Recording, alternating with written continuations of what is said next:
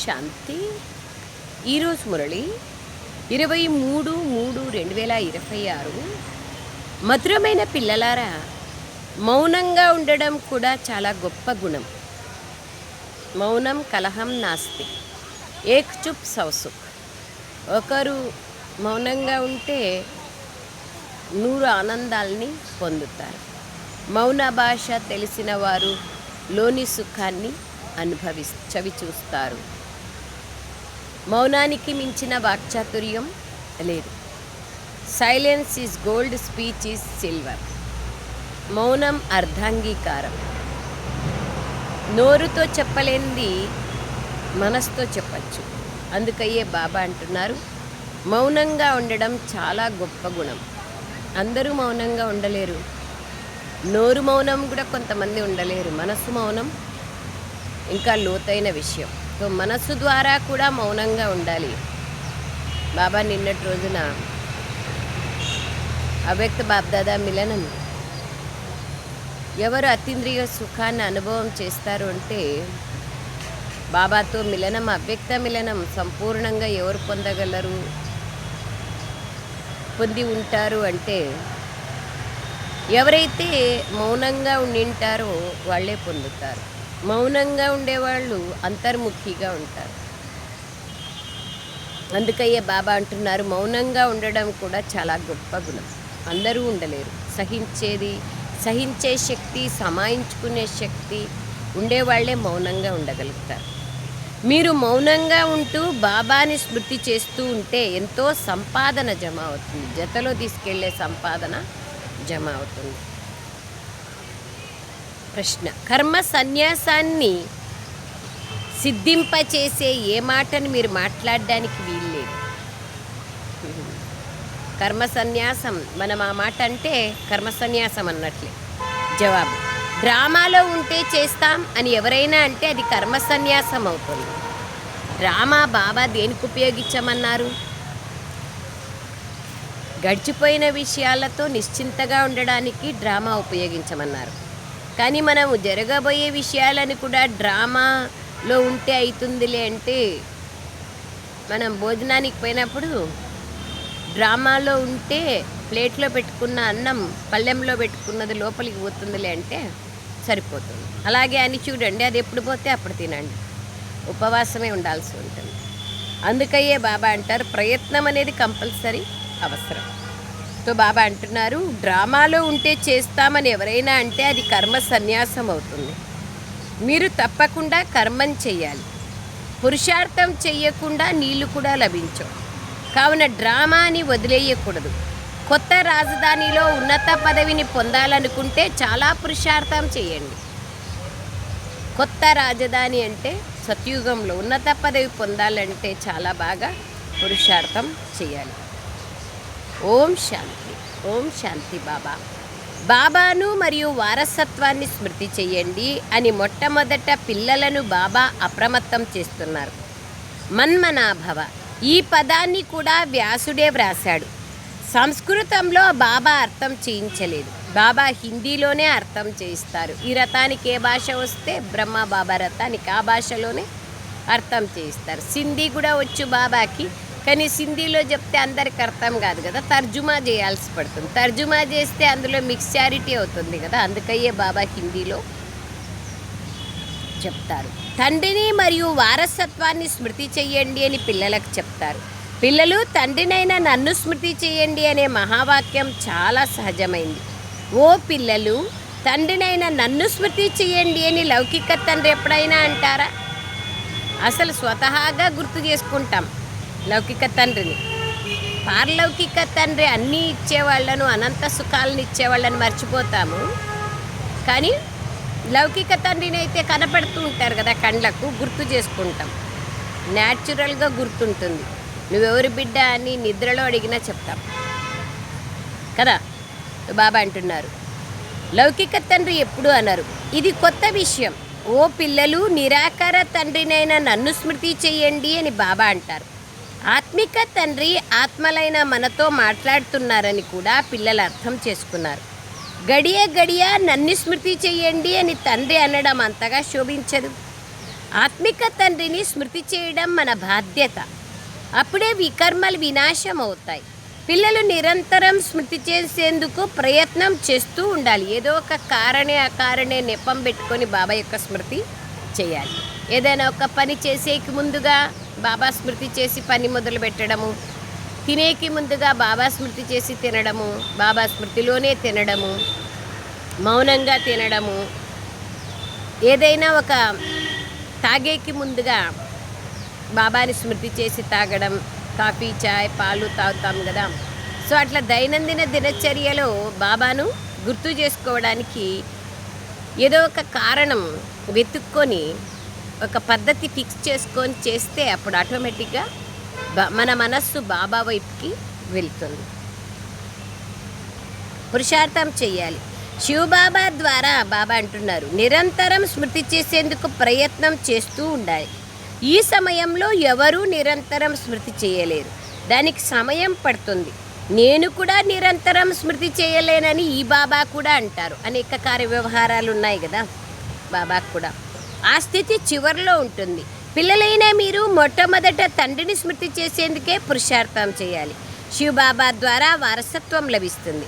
ఇది భారతవాసుల విషయమే. ఇక్కడ దైవీ రాజధాని స్థాపన జరుగుతోంది. మిగిలిన ధర్మాలను స్థాపించడంలో కష్టమేమీ ఉండదు. వాటి వెనుక ఆ ధర్మం వారు వస్తూనే ఉంటారు. కానీ ఇక్కడ దేవీ దేవతా ధర్మానికి చెందిన వారిని జ్ఞానం ద్వారా ఉన్నతి చేయాల్సి ఉంటుంది. ఇందులో శ్రమ చేయాలి. తండ్రి సంగమ యుగంలో రాజధానిని స్థాపిస్తారని గీత భాగవతం యొక్క శాస్త్రాల్లో లేదు. సంగమ యుగంలోనే రాజధానిని స్థాపిస్తారు.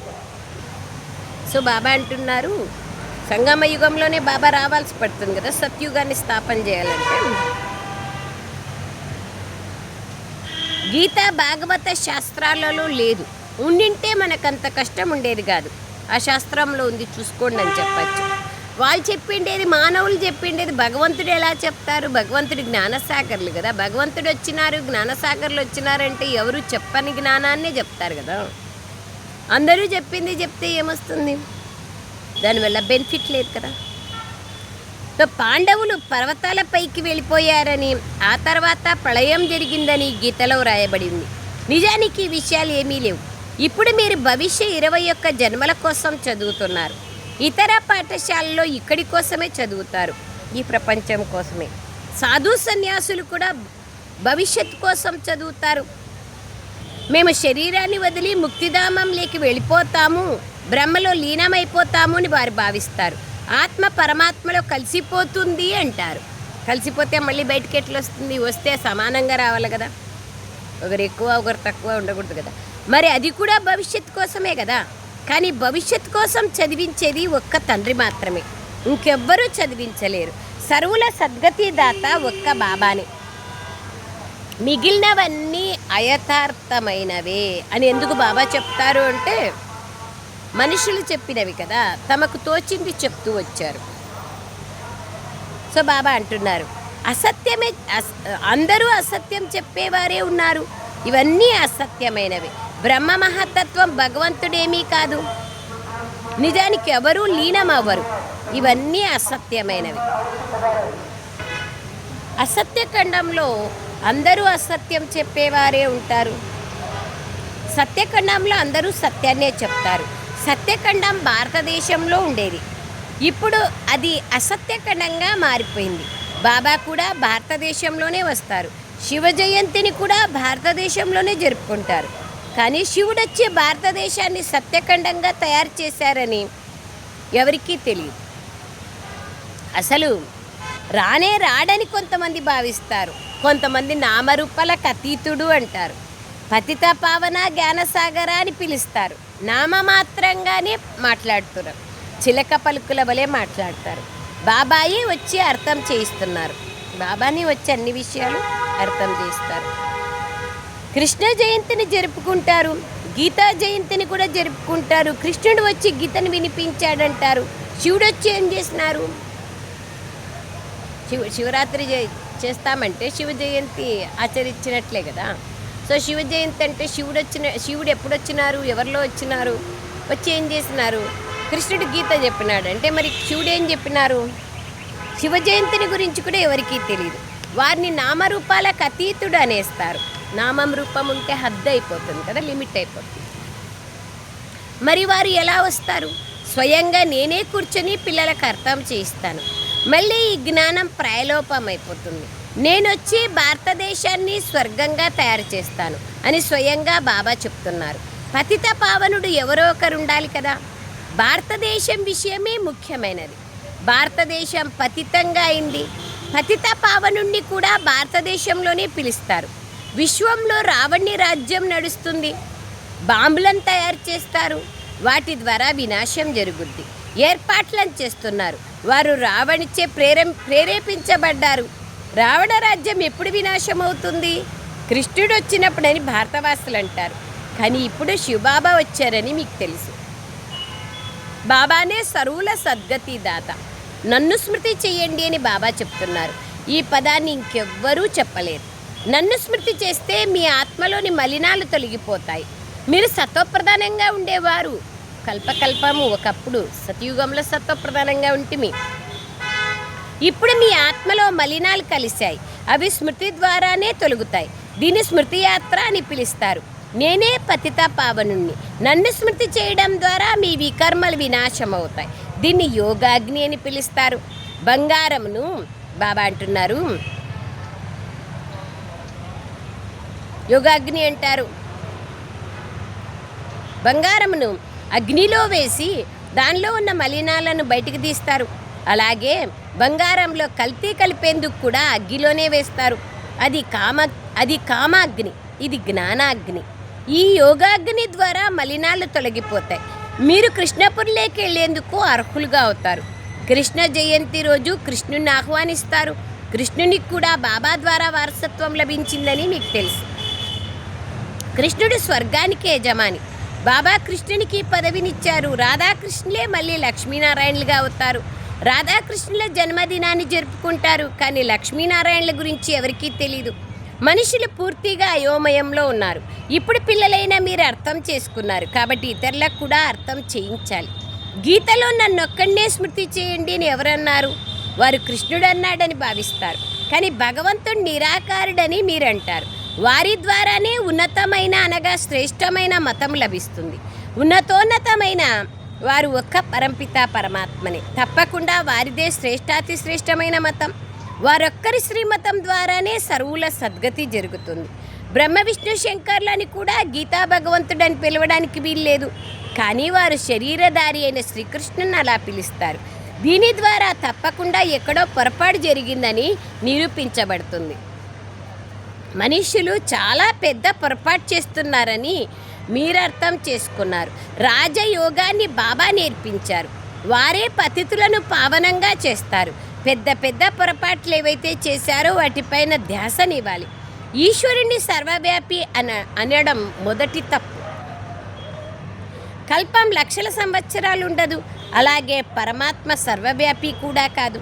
ఎంత విషయాలు బాబా క్లారిటీగా స్పష్టం చేస్తారు. సర్వవ్యాపి ఎలా కాదు? బాబా బ్రహ్మ బాబాలోనే ఎలా వస్తారు? గీతా భగవంతుడు శ్రీకృష్ణుడు కాదు అని ఎలా చెప్పాలి? ప్రూఫ్ చేసి చెప్తారు బాబా. ఇక్కడ బాబా సముఖంగా కూర్చొని నన్నొక్కడనే స్మృతి చెయ్యండి అని చెప్తున్నారు. ప్రేరణ ద్వారా పావనంగా తయారు కాలేం. ప్రేరణ ద్వారా తయారైతే ఇంకేముంటుంది? అందరూ కావాలి కదా. పురుషార్థం అవసరమే లేదు ప్రేరణతో అయితే. ప్రేరణ అనేదే తప్పు. కొంతమంది అంటారు కదా, మౌంట్ అబుకు రాండి అన్న అంటే భగవంతుడి ప్రేరణ ఇస్తే వస్తాం. క్లాసుకు రాండి అంటే భగవంతుని ప్రేరణే అమ్మా.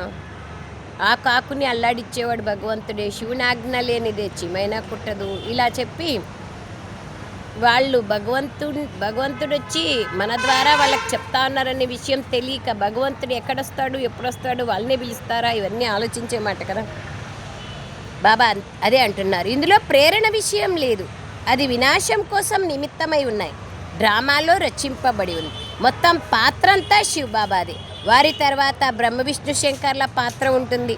బ్రహ్మ బ్రాహ్మణులు రచిస్తాడు. అతడే మళ్ళీ విష్ణుపురికి యజమానిగా అవుతారు. మళ్ళీ 84 జన్మల చక్రాన్ని తిరుగుతూ మీరు వచ్చి బ్రహ్మవంశీలుగా అయ్యారు. లక్ష్మీనారాయణల నుండి మళ్ళీ బ్రహ్మ సరస్వతులుగా అవుతారు. ఇతడి ద్వారా దత్తత తీసుకుంటారు కాబట్టి ఇతన్ని పెద్ద తల్లి అని కూడా అంటారు బ్రహ్మ బాబాని. ఆ మమ్మ నిమిత్తంగా ఉన్నారు. కలశం మాతలకి ఇవ్వడం జరుగుతుంది. మాతల్ని సంభాళన చేయడం కోసం మమ్మాని ముఖరర్ చేశారు. అందరికన్నా పెద్ద వీణను సరస్వతికి ఇచ్చారు. తను అందరికన్నా తీవ్ర పురుషార్థి, అంతేకాని వీణ విషయం లేదు. సరస్వతి జ్ఞాన మురళి చాలా బాగుండేది. తనకెంతో మహిమ ఉంది కావున ఎన్నో పేర్లు పెట్టేశారు. దేవతలకు కూడా పూజ జరుగుతుంది. మనం ఇక్కడ పూజ్యులుగా అవుతామని, మళ్ళీ మనమే పూజారీలుగా అయి మన పూజను మనమే చేసుకుంటామని మీకు ఇప్పుడు తెలుసు. ఇప్పుడు మనం బ్రాహ్మణులుగా ఉన్నాం.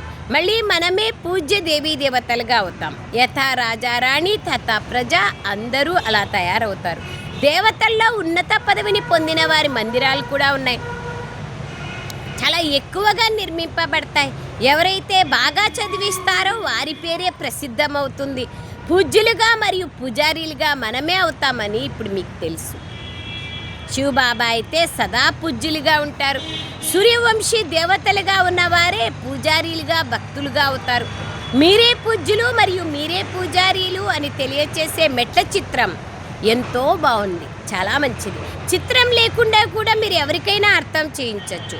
ఎవరైతే నేర్చుకుని వెళ్తారో వారి బుద్ధిలో మొత్తం జ్ఞానం అంతా ఉంటుంది. సహజం కదా, బాబా జ్ఞానం చాలా సహజం అర్థం చేయించేది. చిత్రం అవసరం, చిత్రాన్ని చూసి తెలియచేయడం జరుగుతుంది.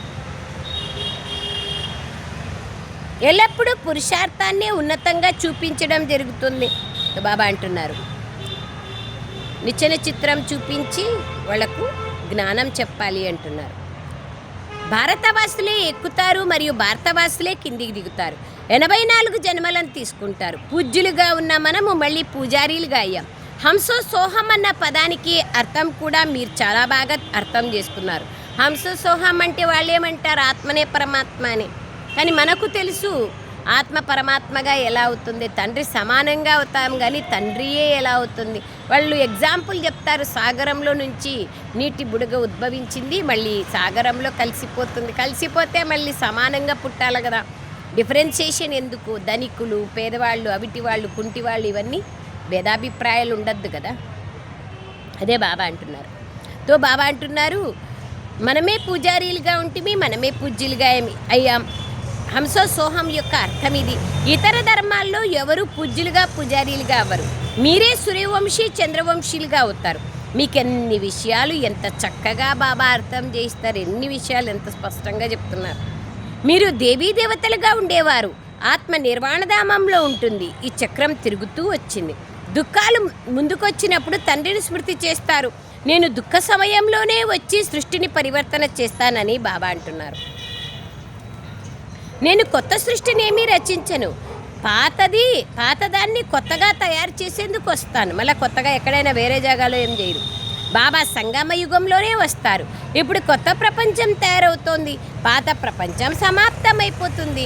ఇది బేహద్ విషయం. ఎట్లా పాతిళ్ళుని కొత్తిళ్ళుగా చేస్తారంటే పడేసి ఒకవైపు నుంచి కట్టుకుంటూ వస్తారు కదా, అలాగే మీరు తయారైనట్లయితే మొత్తం రాజధాని అంతా తయారైపోతుంది. కల్పకల్పము ఎవరు ఏ పదవిని పొందారో దాని అనుసారంగా పురుషార్థం జరుగుతుంది. డ్రామాలో ఏ పురుషార్థం అయితే చేసి ఉంటామో అదే జరుగుతుందిలే అని భావించకూడదు. చెప్పాను కదా, భవిష్యత్తు కోసం డ్రామాని ఉపయోగించకూడదు. అదే చేస్తానులే అనుకోకూడదు. ఎల్లప్పుడూ పురుషార్థాన్నే ఉన్నతంగా చూపించడం జరుగుతుంది. ప్రాలబ్ధం పైన కూర్చొని ఉండిపోకూడదు. పురుషార్థం లేకుండా ప్రాలబ్ధం ఎలా లభిస్తుంది? పురుషార్థం లేకుండా నీళ్ళు కూడా తాగలేరు. బావిలో ఉండే నీళ్ళు ఎట్లా వస్తాయి బయటికి? కర్మ సన్యాసం అన్న పదమే తప్పు. శ్వాస తీసుకోవడం కూడా కర్మనే కదా. ఎన్ని విషయాలు తప్పని చెప్తున్నారు. ప్రేరణ ఇస్తారనే తప్పు, ఆత్మ పరమాత్మలో కలిసిపోతుందనే తప్పు, భగవంతుడు పూజ్యునిగా పూజారిగా అవుతారనే తప్పు, కృష్ణుడు గీతా జ్ఞానం చెప్పినారనే తప్పు. ఎన్ని విషయాలు, సత్యమైన విషయాలని బాబా యథార్థంగా, స్పష్టంగా, సహజంగా, సరళంగా అర్థం చేయిస్తారు. దాన్ని అర్థం చేసుకునే వాళ్ళకి అర్థం చేసుకున్నంత. కావున వారు వచ్చి బాబా వద్దకు శరణు తీసుకుంటారు. చూడండి, కర్మ సన్యాసం అనే పదమే లేదు. గృహస్థ వ్యవహారంలో కూడా ఉండండి. బాబా అందరినీ ఇక్కడే కూర్చోబెట్టుకోలేరు కదా. ప్రారంభంలో బట్టి జరిగింది, ఎందుకంటే వారిని చాలా విసిగించారు. కావున వారు వచ్చి బాబా దగ్గర శరణు తీసుకున్నారు. ఒక్క పరంపిత పరమాత్మ నుండే శరణు తీసుకోవడం జరుగుతుంది. గురువుల శరణు తీసుకోవడం జరగదు. చాలా దుఃఖం ఉన్నప్పుడు విసుగు చెంది శరణు తీసుకుంటారు. కొంతమంది సూసైడ్ చేసుకుంటారు. ఆత్మహత్య మహాపాపం కదా. బ్రాహ్మణులు కూడా ఆలోచిస్తారంట, పలానా వాళ్ళు సూసైడ్ చేసుకోవాలా అని. చేసుకునే వాళ్ళని ఆపాలా కానీ చేసుకోవాలా అని ఆలోచిస్తారంటే వాళ్ళని బ్రాహ్మణులు అంటారు కదా. చెడు సంకల్పాలే చేయకూడదు, వ్యర్థం అనవసరమే చేయకూడదు, అంటే మహాపాపం గురించిన సంకల్పాలు అసలే చేయకూడదు. బాబా అంటున్నారు, ఒక్క పరంపిత పరమాత్మ నుండినే శరణు తీసుకుంటారు. మీరు రావణ్ నుండి చాలా విసుగు పొందారు. ఇప్పుడు రావణ్ నుండి విముక్తులు చేసేందుకు రాముడు వచ్చారు. వారు మిమ్మల్ని తన శరణులేకి తీసుకున్నారు. బాబా మేము మీ వారము అని అంటారు. గృహస్థ వ్యవహారంలో ఉంటూ కూడా శివబాబా శరణు తీసుకున్నారు. బాబా మేము మీ సలహాను తీసుకుంటామంటారు. గృహస్థ వ్యవహారంలో ఉంటూ నన్ను స్మృతి చేయండి, మిగిలిన అన్నింటినీ మర్చిపోండి అని బాబా శ్రీమతాన్ని ఇస్తున్నారు. నా స్మృతి ద్వారానే వికర్మలు వినాశం అవుతాయి. కేవలం శరణు తీసుకోవడమే కాదు, మొత్తం ఆధారం అంతా స్మృతిపైనే ఉంది. బాబా తప్ప ఇంకెవ్వరూ ఈ విధంగా అర్థం చేయించలేరు. బాబా వద్దకు ఇన్ని లక్షల మంది ఎలా వచ్చి ఉండగలరు? ప్రజలు కూడా తమ తమ ఇళ్లల్లో ఉంటారు, రాజు వద్ద అయితే ఉండరు కదా. అంతమంది ఎలా ఉంటారు? ఈడ వచ్చి ఒక వారం రీఫ్రెష్ అయిపోవచ్చు. కానీ కావున నన్నొక్కళ్ళనే స్మృతి చెయ్యండి. బాబా మేము మీ వారం, ఒక్క క్షణంలో సద్గతినిచ్చేది మీరే. రాజయోగం నేర్పించి రాజులకు రాజుగా మీరు తయారు చేస్తారని పిల్లలు అంటారు. ఎవరైతే కల్పం ముందు బాబా నుండి వారసత్వాన్ని తీసుకున్నారో వారే వచ్చి మళ్ళీ తీసుకుంటారు. అంతే కదా. యాజ్ ఇట్ ఈజ్గా పునరావృత్తి అవుతా ఉంది డ్రామా. ఇందులో మార్పులు చేర్పులు చేయబడవు. ఏది కల్పం వెనకాల జరిగిందో అదే జరుగుతుంది. అదే జరుగుతుందంటే మళ్ళీ పురుషార్థం చేసేది వద్దంటే పురుషార్థానికి కూడా ప్రేరణ లభిస్తుంది ఖచ్చితంగా. లోపల ఆత్మ జాగృతి అవుతుంది మనం ఇది చేయాలా అని.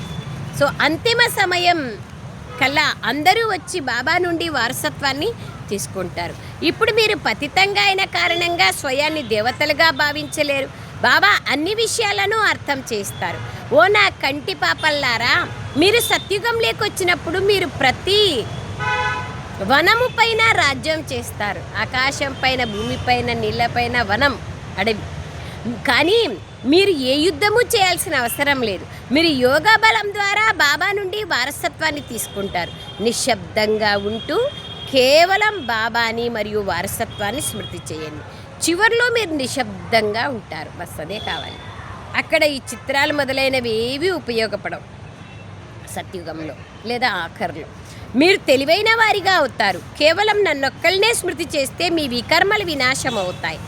ఇక స్మృతి చెయ్యండి, చేయకపోండి మీ ఇష్టం. పాపాలు పోవాలంటే స్మృతి చేయండి, పావనంగా కావాలంటే స్మృతి చేయండి, చెయ్యకపోతే మీ ఇష్టం. ఏ దేహదారి నామరూపాల్లోనూ చిక్కుకోకూడదు. బాబాను స్మృతి చేసినట్లయితే అంతమతి సోగతి లభిస్తుంది. మీరు నా వద్దకు వచ్చేస్తారు. పూర్తిగా పాస్ అయ్యే వారికి రాజ్యం లభిస్తుంది. మొత్తం ఆధారం అంతా స్మృతి యాత్ర పైనే ఉంది.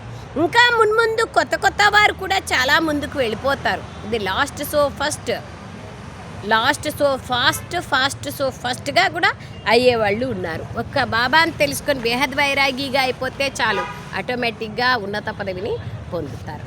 అచ్చా मीठे मीठे सिकलरे बच्चों प्रति माता पिता बाप दादा का याद प्यार और गुड मॉर्निंग।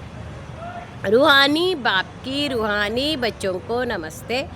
हम रूहानी बच्चों की रूहानी माता पिता बाप दादा को याद प्यार गुड मॉर्निंग और नमस्ते नमस्ते नमस्ते। बाबा नमस्ते। थैंक यू बाबा। सारांश ఏ దేహదారి నామరూపాలలోనూ చిక్కుకోకూడదు. వాళ్ళు చెప్పిందే వినడము, వాళ్ళు కూర్చో అంటే కూర్చోవడము, వాళ్ళు అంటే లేయడము. మనకంటూ మన బుద్ధి బాబా యొక్క ఇచ్చిన శ్రీమతము ఉండాలి కదా. వేరే వాళ్ళు చెప్పినట్లుగా మనం వింటా ఉన్నామంటే మనకంటూ మన బుద్ధి లేనట్లే కదా. ఒక్క బాబా శ్రీమతం పైన నడుస్తూ సద్గతిని పొందాలి, మౌనంగా ఉండాలి. భవిష్య 21 జన్మల కోసం బాగా చదువుకోవాలి మరియు ఇతరుల చేత చదివించాలి. చదవడం మరియు చదివించడం ద్వారానే పేరు ప్రఖ్యాతమవుతుంది.